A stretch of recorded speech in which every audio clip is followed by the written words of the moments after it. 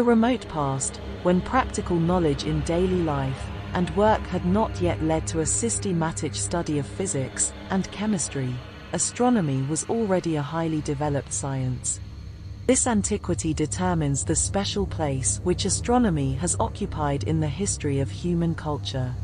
The other realms of knowledge developed into sciences only in later centuries, and this development took place mainly within the walls of universities and laboratories, where the noise of political and social strife seldom penetrated.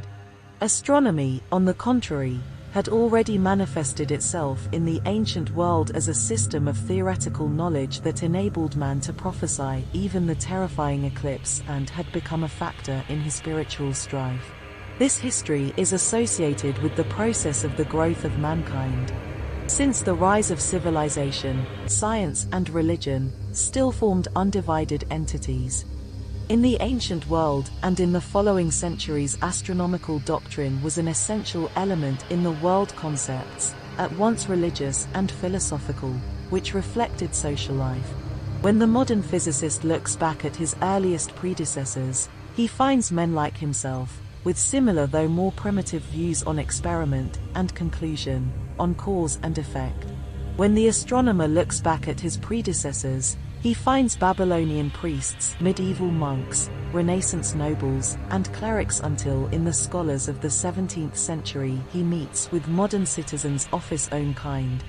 To all these men, astronomy was not a limited branch of specialist science, but a world system interwoven with the whole of their concept of life. The history of astronomy is the growth of man's concept of his world. Light and warmth came from heaven. There the sun and the other celestial luminaries described their orbits. There dwelt the gods who ruled over his destiny and wrote their message in the stars. The heavens were near and the stars played their part in the life of man.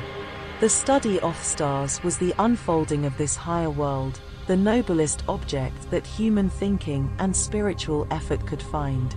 This study continued through many centuries, and even in antiquity, the periodic recurrence of celestial phenomena, and the vastness of the universe. Within the all-encompassing celestial sphere with its stars, the Earth, though for man the center and chief object, was only a globe.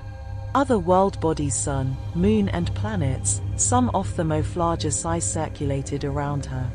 This was the world concept which was kept as a heritage, and at the end of the Middle Ages was transmitted to the rising West European culture. There, in the 16th century, driven by a strong social development, astronomy gave rise to a new concept of the world. It showed, moreover, that our Earth was only one of several similar planets. Mankind had to reorientate itself in its world. In those centuries of revolution, the contest over astronomical truth was an important element in the spiritual struggle accompanying the great social upheavals. Astronomy, like the study of nature in general, now entered a new era. The next century brought the discovery of the fundamental or controlling 11 motions in the universe. Philosophical thinking was for the first time confronted with an exact and strict law of nature. Then, at last, the concept of the universe widened to ever larger dimensions. In early times, when physical theory was but abstract speculation, astronomy was already an ordered system of knowledge giving practical orientation in time and space. In later centuries, astronomical research was directed more and more towards theoretical knowledge of the structure of the universe, far beyond any practical application, to satisfy their craving for truth. Physics, chemistry, and biology shot up with increasing rapidity. Through technical applications, they revolutionized society and changed the aspect of the Earth.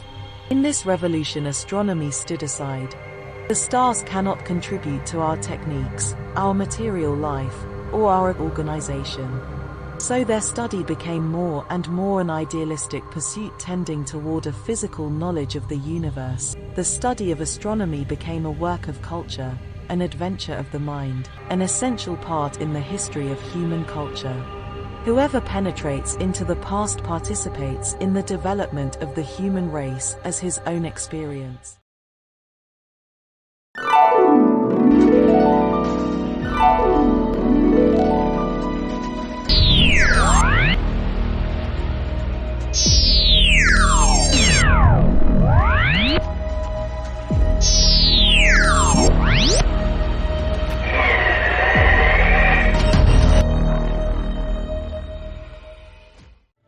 as a people internalize the thoughts, actions, norms and values of the outside world?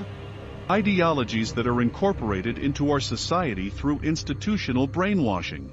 Social constructs that represent ideas and beliefs outside of our personal beliefs. Who says that the many outweigh the needs of the one? I believe it better to let 5 guilty men free than to allow one man who is innocent to suffer. Yet beliefs tend to vary on those ideas, don't they? In reality, though, these outside forces carry no weight in my world, because they don't pertain to my personal life, relationships, or feelings. I have feelings that pertain to many personal things such as marriage, having children, and continuation of my family name. These values are hard to change because they are a part of me in my thoughts, dreams and personal relationships. I agree that my mind was shaped because of outside influences as well. If I was born in Israel, there is a pretty good chance that I would have been raised as a Jew. The same would be said if I was raised in Baghdad too. There is a chance that I would have been raised as a Muslim. Thoughts and ideas are formed outside of ourselves by the influence of the people around us. What we believe and hold dear to ourselves does not always seem rational to the outside world, which is full of facts. Millions have died for beliefs that are based on myth and without evidence of truth. Math does hold evidence of truth, but I have yet to see any evidence of people dying for the sake of arithmetic. We live in a world that worships, not in a world that believes in facts and the rational. These things are not externalized on personal levels, and if we did externalize the rational, we would surely suffer as a society and die. Things that we should believe in are things that transcend the things we know, or the things we can obtain. We should not worship those things that we see, feel and touch because those things are things we can obtain. Morality, values, and norms are all things created by man which can be imitated. Deep down in every human is the desire to worship something, even if that means worshiping nothing at all. Understanding what is good and bad by our manners, actions, behaviors, or situations in life does not define what we hold sacred. Whether we build a house on sand or on a rock, it does not matter. This is nothing more than a rational ideology placed in our minds, so that we perform well. It is not meant for any kind of personal relationship or experience within ourselves. Should another person's preference influence what I feel is important on a personal level? Is that person's preference something desirable to me, or an idea that the other person likes instead? What we truly believe transcends all things that are connected to actions and situations. They go beyond politics, facts, what is good, bad, or rational. I would personally build my house on stone instead of sand, and out of wood instead of straw.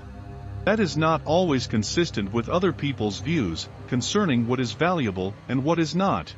Caring about a common attitude towards situations within a group does not justify an action.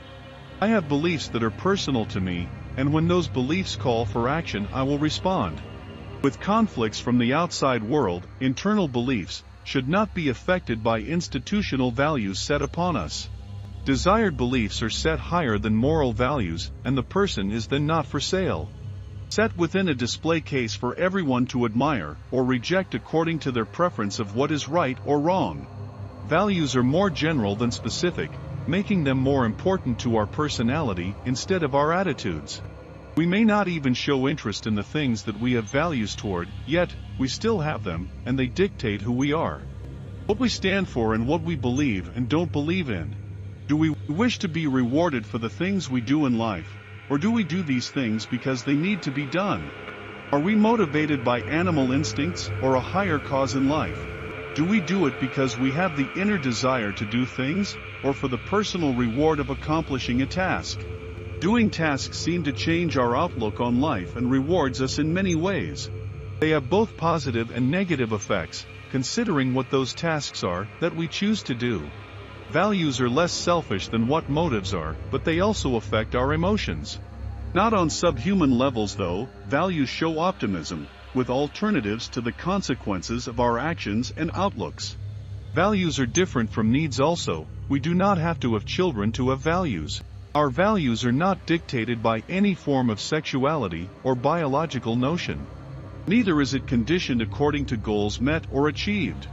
Our mental state does not make us more or less of a person. and needs apply to values only when those needs are not met.